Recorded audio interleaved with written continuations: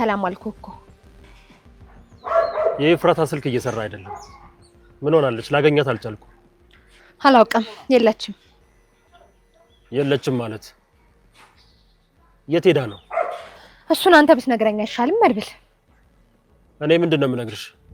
የት እንዳደረጋችኋት ነው? ኤፍራታ ካንተ ጋር እንደምትግባባና ዝናና አንድ ላይ እንደያዛችሁት የማላቀ ነው የሚመስለው። ስለዚህ የት እንዳደረጋችኋት ካንተ ውጭ ማንም ሊያውቅ አይችልም። ነስታት ብንሰራና ብንሳሳት መፈጠራችንን እንድንጠላ ነው የሚያደርጉ።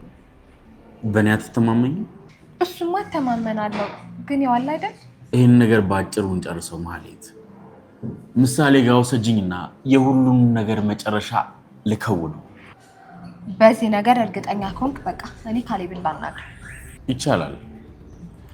እንደውም ከኔ ጋር አገናኘኝ። ምናልባትም እኮ ልንተዋወቅ እንችላለን። በጣም ጥሩ። አጎቴ አይመጣም እንዴ? ቆየ እኮ። እሱ ከኛ ጋር ሲስማማ ከዚህ ክፍል ያስወጣሻል። እሺ? ምንድን ነው የሚስማማ? እሱ ላንቺ የሚገር። ስለዚህ በጣም አሪፍ አጋጣሚ ነው የተፈጠረው። በጣም ጥሩ፣ በጣም ደስ ይላል። አዎ የዛሬ የተፈቀደልኝ ለማየት ነው፣ ግን ከገባው በኋላ ሁሉንም ነገር ጨርሰው። በጣም ጥሩ ነው። ይኸውልህ ዛሬ ምሳሌ በእጃችን ካልገባች ዝናም ይሞታል፣ ሁሉም ነገር ያበቃል። እመነኝ መድብል፣ ልጅቷን ይዣት እወጣለሁ። ወሾፍ እኔ ጋር የለም። አውጪ ቁልፍ ነይ፣ አውጪ ቁልፍ ነይ ብዬሻለሁ። የለም እኔ ጋር የለም።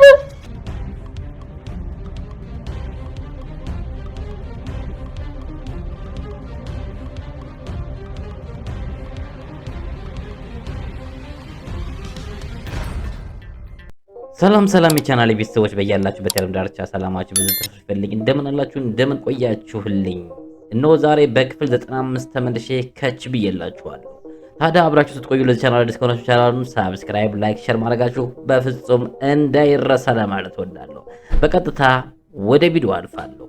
እኔ እንግዲህ በበኩሌ በጣም ተቃጥያለሁ። እውነቴን ነው የምነግራችሁ ነገር። እኔ እንደ ሞገስ አይነት ጅል ሰው ግን ከየት ይገኛል? እውነት ለመናገር ጅል እኔ በዚህ አይነት ምን አይነት ውሳኔ እንደወሰንኩ ታውቃላችሁ? ሉላ ለሞገስ አትገባው። ቁም ነገር ከምሬ ነው።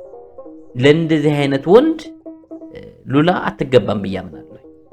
ምክንያቱም አየነው እኮ ሞገስን ምን ያክል ጅል ጀዝባ እንደሆነ አየነው።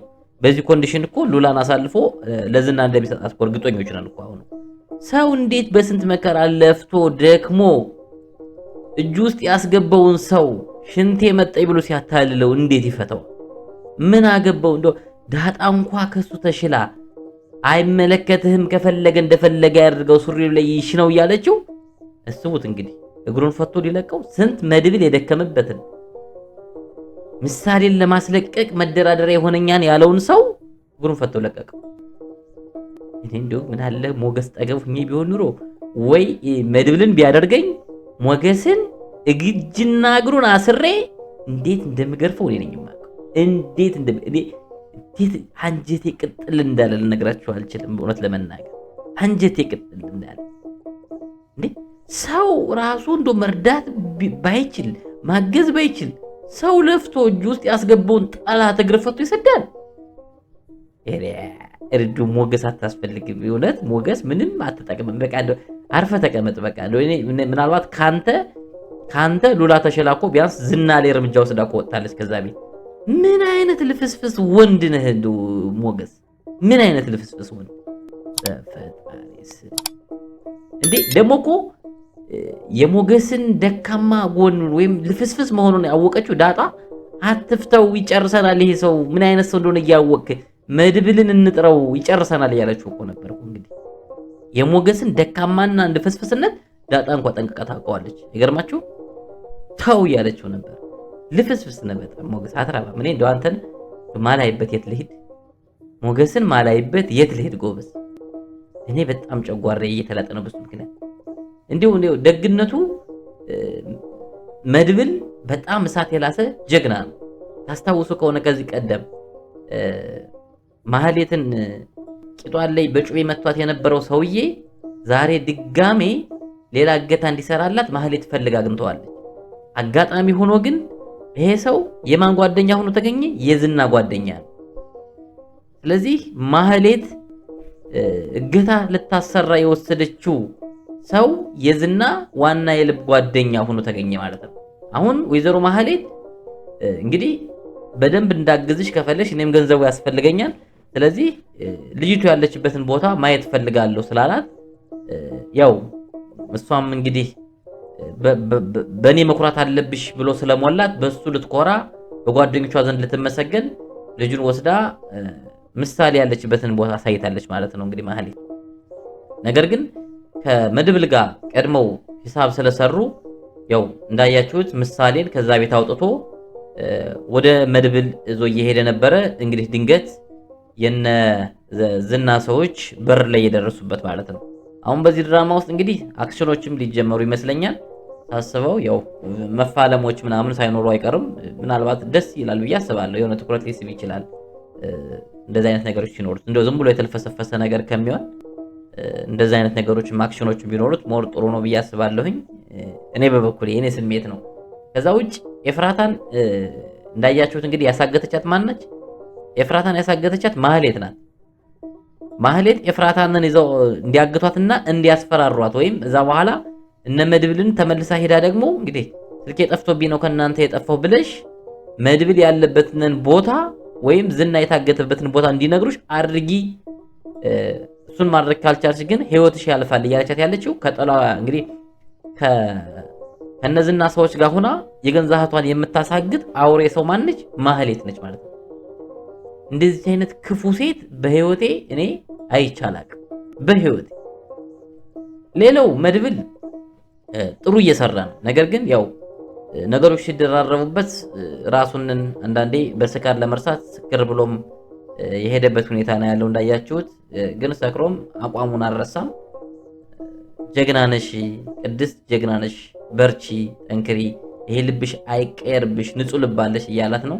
እኔ እንደውም ስጋት የነበረው ምናልባት በስካር መንፈስ ሌላ ነገር እንዳያስብና አስገድዶ የሆነ ነገር እንዳያደርጋት የሚል ሐሳብ ነበረኝ እኔ በበኩሌ ማለት ነው። ግን እሱንም አልሆነም። ምናልባት በቀጣይ ግን ነገሮች እየቆዩ ከሄዱ እንደዚህ አይነት ፋላሲዎች ሊፈጠሩ ይችላሉ ብዬ አስባለሁ። ሌላው እኔ በቁም ነገር እየተጠራጠርኩት የመጣሁት በዚህ ድራማ ውስጥ ብሩክ በእርግጠኝነት የምነግራችሁ ወደዚህ ድራማ ተመልሶ የሚመጣ አይመስለኝም። እኔ የሚሰማኝን ነው። በእርግጠኝነት ብሩክ ከዚህ ድራማ ውስጥ አቋርጧል እንጂ ባያቋርጥ ይሄን ታክል ያን ያህል ለማንዛዛት እንትን ይሰራሉ ብዬ አላስብም። ወይ በክፍያ ባለመግባባት እንትን ያሉት ነገር አለ፣ ብቻ የሆነ ነገር ተፈጥሯል። በቃ ብሩክ መመለስ አልቻለም። በቃ ድራማውን ማራዘም የፈለጉበት ዋናው ዓላማም እሱ ነው የሚመስለኝ። በቃ መድብልን ወንድምየው አደረጉ፣ በቃ እሱን ፍለጋ በሚል ጊዜውን ማራዘም የፈለጉበት ሁኔታ ያለ ነው። ከሌለ የለም በሉንና በቃ አምነን እንቀጥል። በጣም ብዙ ኦዲየንስ ብሩክ እንዲመለስ ይፈልጋል። በእውነት በዚህ ድራማ ውስጥ ለብሩክ ብዙ ቦታ ያለው ሰዎች አሉ። አንዳንድ ሰዎች እንደው ከመልእክቱም ባሻገር የልቅስ ደግሞ ማለት ሰዎችን ወደን የምናያቸው ወይም አድንቀን የምናያቸው ካራክተሮች ሲኖሩ፣ ተዋናዮች ሲኖሩ ለነሱም ክብር ድራማው ላይ ብዙ ኦዲየንስ ይይዛልና ብሩክን የሚመለስበት መንገድ ብታመቻቹ በጣም ደስ ይለኛል። ሌላው እንግዲህ ቅድስት አንጀቷ ተሰብሯል። ያው እንግዲህ እኔም ቁሜ ልሂድ እንጂ የሞትኩ ሰው ማለት ነኝ፣ ብሩክንም አጣሁ፣ የምወደውን እንግዲህ በዚህ ቤት ውስጥ ብዙ ተስፋ ነበረኝ፣ ፍቅር መሰርታለሁ የሚል አቋም ነበረኝ። ስለዚህ አሁን ለጊዜው አልቀበር እንጂ እሙቻለሁ፣ በዚህ ደረጃ ነው ተስፋ የቆረጥኩት እያለች ነው ቅድስት እንግዲህ በዚህ ደረጃ ተስፋ እንድትቆርጭ አንፈልግም። ብሩክ ተመልሶ ቢመጣና ያንቺን ሰርግ እኔ በጣም ብዙ ጊዜ ሰርግሽን ነው የምጠብቅ የነበረውና እሱ ነገር መሆን ባለመቻሉ እኔ እስካሁን ድረስ በጣም እየከፋኝ ነው። ከምንም በላይ ከአንቺ በላይ እኔ ከፍቶኛል እውነት ለመናገር። ምክንያቱም እዚህ ቤት የምንጠብቀው የነበረው በቃ ልጅቱ ታክማ መጣች፣ በቃ ደስታ በደስታ ያን ሁሉ ችግር አልፈውት በቃ ሰላማዊ ኑሮ ሲኖሩ ማየት ነበረ ህልማችን። ነገር ግን ያ ነገር መሆን አልቻለም። እንግዲህ ደራሲው እኛን ለማስቀየም ፈልጓል ማለት ነው። መልሶ አምጥቶ ከአንቺ ጋር እንዲቀጥል ማድረግ ይችል ነበር። ነገር ግን እስካሁን ነገሮች እየተጓተቱ ከዚህ ደርሰዋል ማለት ነው። ውድ ፋሚሊ ብሩክ በመጥፋቱ ቅር አላላችሁም እንዴ? ብሩክ እንዲመለስ አፈልጉም? እስኪ ብሩክ ይመለስ የምትሉ ሰዎች እስኪ ብሩክ ይመለስ ብላችሁ ኮመንት ላይ አስቀምጡልን። ይመለስ ብሉ። ብሩክ ወደዚህ ቻናል መመለስ መቻል አለበት ያላችሁ ኮመንት አስቀምጡልኝ። በተረፈ ቪዲዮ እየታየ አይደለም፣ ለረጅም ሰዓት ቪዲዮ እየሰራው ስላልነበረ ሼር፣ ላይክ፣ ኮመንት ማድረጋችሁን በፍጹም እንዳትረሱ ለማለት እወዳለሁኝ። ሌላው ሉላዬ እንደዚህ አይነት ባል አያስፈልግሽም ብዬ ነው ማስበው። እኔ ላንቺ ያው ሴራ ነው ባይዘው ላንቺ ምክር ነው፣ ሚስጥራዊ ነው። ሞገስ ምንም እንደው አንቺን የሚያስከብር አይነት ባል አይደለም። እውነት እንደው ከዝና ጋር ታርቀሽ ወደ ዝና ብትመለሺ የተሻለ ይሆናል እንጂ ይሄ የወንድ አልጫ ምን አይነት ልብ እንዳለው ራሱ ግራይ። ማህሌት እንኳን በገንዛ እህቷ ላይ ጨክና ስንት ነገር ትሰራለች። ሰው እንዴት ሚስቱንም እሱንም ሊገለው የሚያስብ ሰው እንዴት እግሩን ሄዶ ይፈታል? ጎበዝ እንዴ! እኔ እኮ በጣም ማፈሪያ እኮ ነው፣ የሌለ ማፈሪያ እኮ። ይኸው በቃ የፈራቸው ነገር አልቀረም። ዳጣ እዛው ባለበት ወገረው፣ እዛው እስትንፋሱን ጸጥ አድርጎት ሄደ ማለት ነው። ሰው ዝና እግሩን ይፈታል። ለዝና ይታዘናል። ቢታዘን ጎበዝ አስቦት እስኪ እናንተ ዝናን ብታገኙት አሁን ለዝና ታዝኖለታላችሁ እንዴ? መድብልም እኮ ምግብ ያበለው አዝኖለት እኮ እንዳይመስላችሁ እኮ ቢያንስ በህይወት መቆየት ስላለበት ምሳሌ ያለችበትን ነገር ብሩክ ያለበትንም ነገር እንዲጠቁም ስለሚፈልግ እንጂ ያበለው አዝኖለት ነው እንዴ? ያበለው ወንድማ መድብል ነው። እውነት ለመናገር እኔ መድብል አንድ ወንድ እንደሱ አይነት ወንድ ቢያገኝ በቃ ሙሉ ነገሮችን በሙሉ ራሱ ኮንትሮል አድርጎ ይቆጣጠራቸዋል ብዬ አስባለሁ። ከምንም በላይ በስማ ሞገስ አንተን ማየት እንደው አልፈልግም እውነት ከዚህ በኋላ።